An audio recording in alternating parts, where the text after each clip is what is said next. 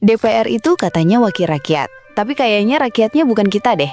Bayangin, tugas DPR tuh keren banget. Bikin undang-undang, ngawasin pemerintah, jagain anggaran.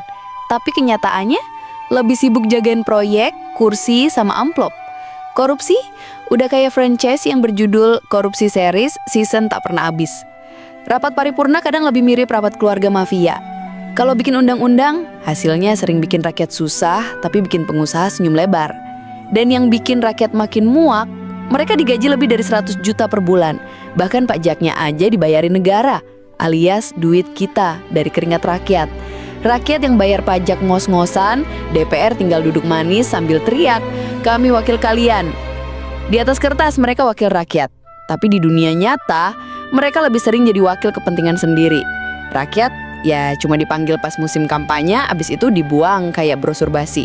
Gimana menurutmu? Tulis pendapatmu di komentar. DPR itu katanya wakil rakyat, tapi kayaknya rakyatnya bukan kita deh.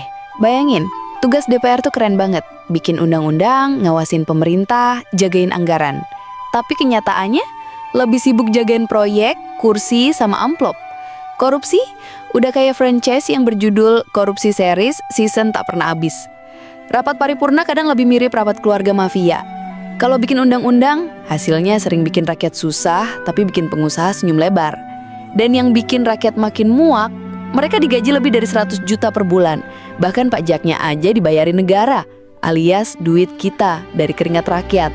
Rakyat yang bayar pajak ngos-ngosan, DPR tinggal duduk manis sambil teriak, "Kami wakil kalian."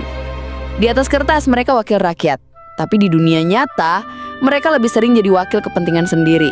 Rakyat, ya cuma dipanggil pas musim kampanye, abis itu dibuang kayak brosur basi.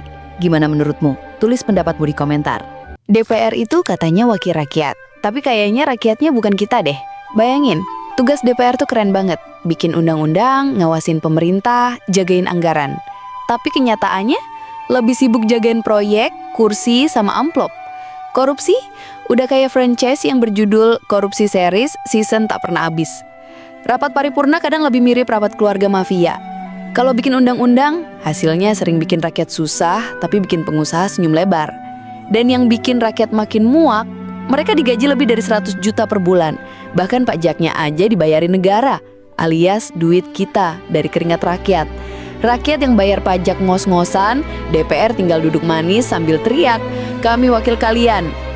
Di atas kertas mereka wakil rakyat, tapi di dunia nyata, mereka lebih sering jadi wakil kepentingan sendiri. Rakyat, ya cuma dipanggil pas musim kampanye, abis itu dibuang kayak brosur basi. Gimana menurutmu? Tulis pendapatmu di komentar.